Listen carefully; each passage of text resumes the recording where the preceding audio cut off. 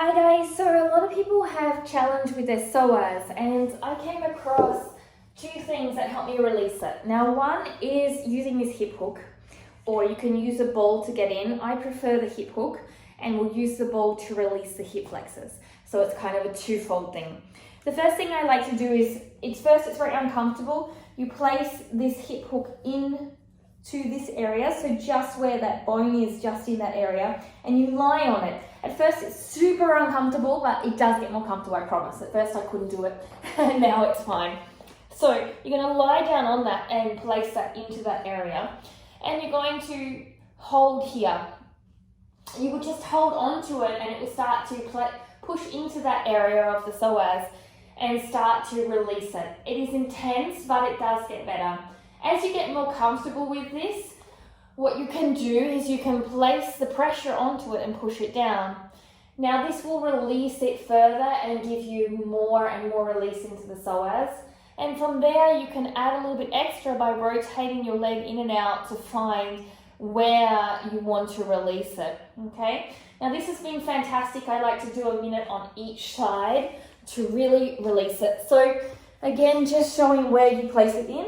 This is the area, so you've got your hip bone here, you turn it around here and you place it in here, and it pushes into where the psoas is running through down here, and you lie on down on it. So you're lying on down, okay? It's nice and effective, okay? The ball can do the same thing. And once you feel that release, I usually like about 30 seconds. At first I couldn't lie on this, I was really up here. Over time, trust and breathe in the process. And then with the intensity, you can add to it by hooking it in to the hip joint and moving it, and then the leg rotation.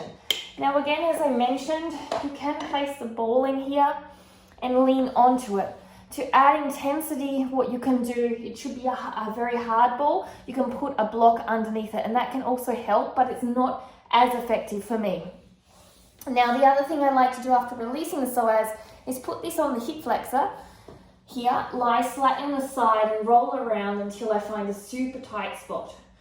Once I find that tight spot in there, I like to open and bend my leg, first by bending it and then opening it to the side like this, to release into the hip flexor, and then I roll around again until I find another extremely tight spot and do the same thing, okay?